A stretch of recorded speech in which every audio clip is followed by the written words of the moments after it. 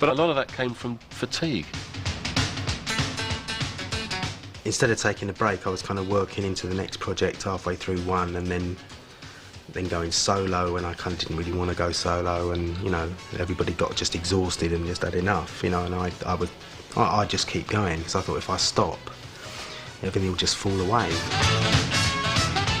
It was almost like he got everything he wanted and then was panicking about losing it, even as it was happening, which to an extent might have contributed to him losing it, because he was so worried about losing it, he kind of lost it.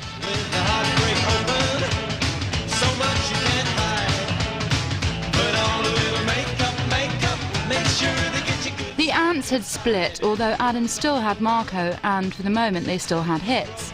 But the papers he'd targeted earlier in his career were just beginning to target him and his squeaky clean image. If you're a rock and roll star or an actor going out saying, love me, I'm the one, don't buy their records, buy my records because mine's the best record, I'm beautiful, you want to sleep with me. And then when they buy your record, make you very, very rich and successful and famous, you go, anyway, so right now, fuck off, leave me alone, because I don't fancy it today. So you can't do that.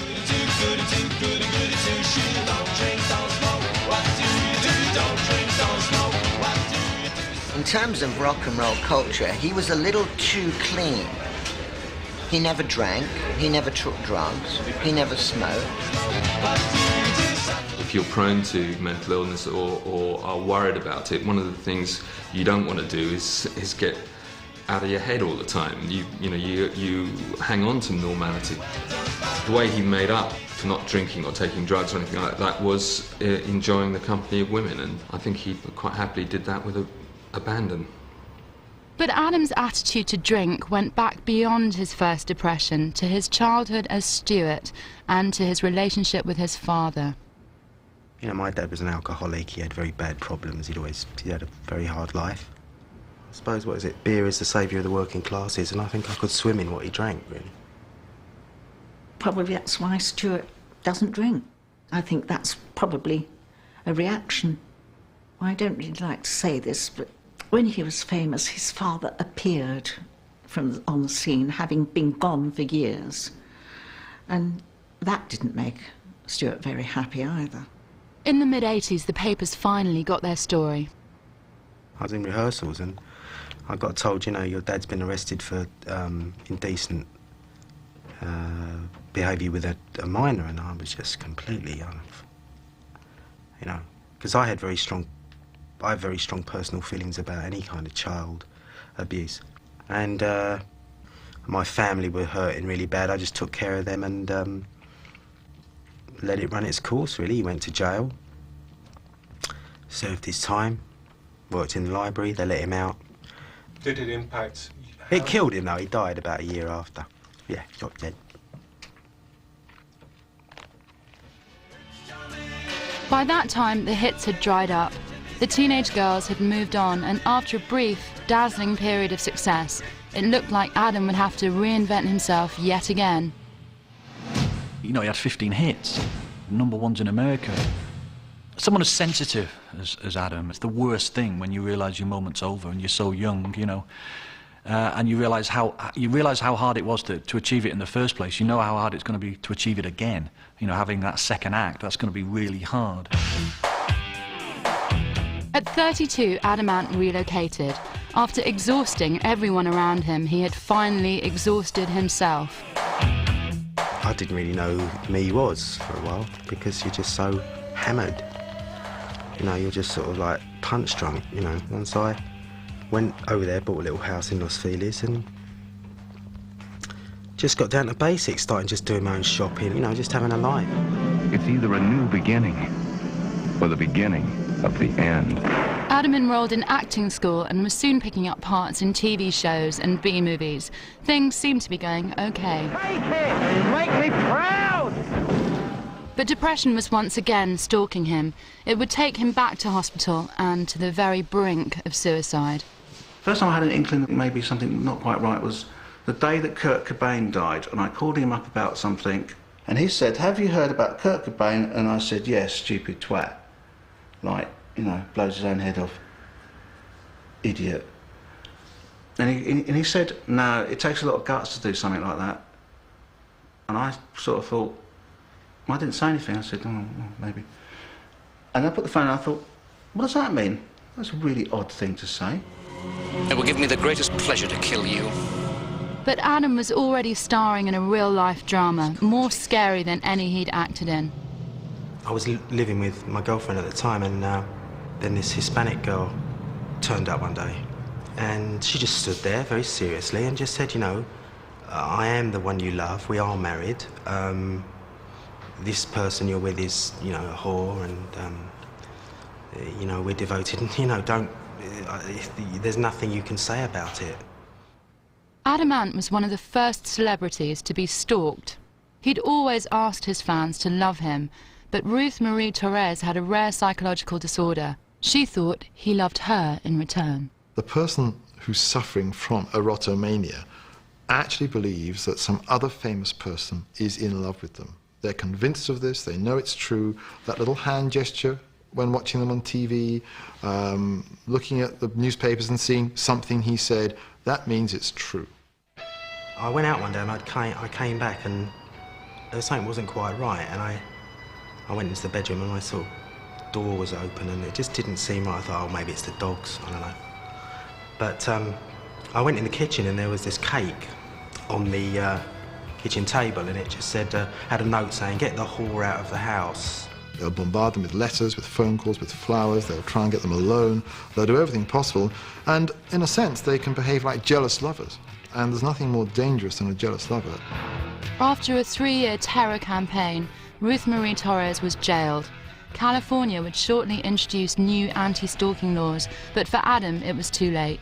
If you weren't depressed before you get a stalker, you will be when they're through. Because it drove me bonkers.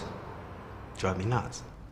In August 1994, Adam was admitted to the Cedars-Sinai Hospital in Hollywood, suffering from major depression and suicidal tendencies. I was in a relationship with a very lovely actress, Heather, and I mean, she didn't know what had hit her, you know, I mean, and literally, you know, would come to this Cedars-Sinai Hospital every day and, you know, hold my hand. I couldn't speak some of the time, you know, I couldn't speak. It's like depression, mental illness, depression certainly is like having a fist smashed right in your skull and someone implanting a Hieronymus Bosch style, your worst memories, your worst feelings, your worst terrors in your brain, and then pulling the skull out, but no one, you know, it's there. And you're a point you don't want to sort of eat, drink, make love, talk, and someone sticks with you, and it's very, very, very difficult. After 6 weeks, Adam was discharged, but his relationship with Heather Graham ended shortly afterwards. He returned to England, but he would bring the demons with him.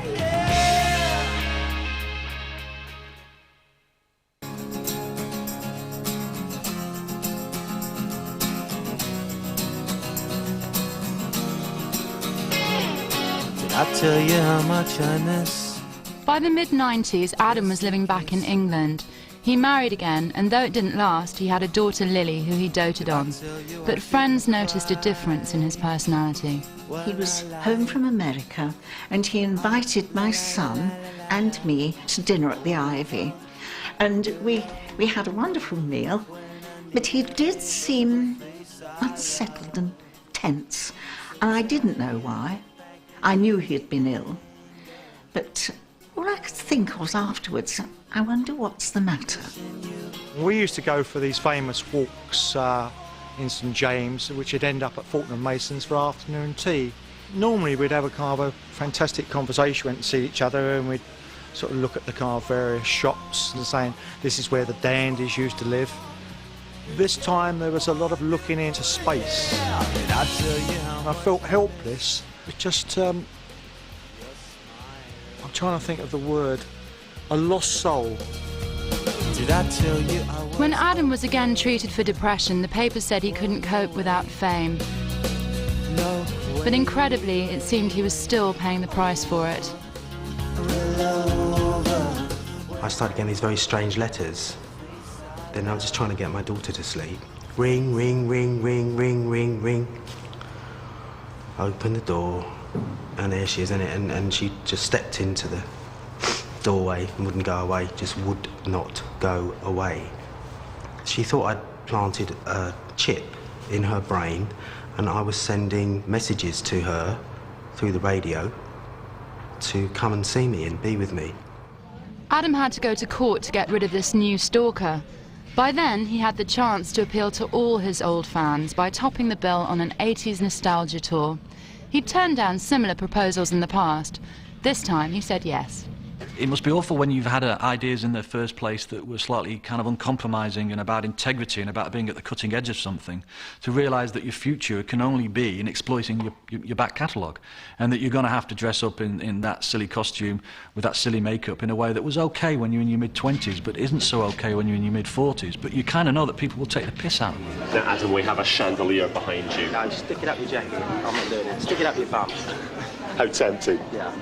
Adam never made it on tour, although there would be a kind of comeback, one that neither he nor his old friend Marco would have wanted. When he had his depression, I found out what depression was, because his doctors told me. That's okay, I understand that. What they failed to say is there's another bit to it. There's the manic bit. Adam had kept the manic bit under control in his pop heyday, but now, 20 years on, he was caught in a deadly upward spiral. He was ascending into full-blown mania. Once you swing up into the state of mania, life becomes incredibly chaotic. There isn't the same focus, and once things become chaotic and behaviour becomes chaotic, more bizarre, more reckless, more dangerous, and the person becomes a danger to themselves or other people, that's when things become critical and hospitalisation is needed.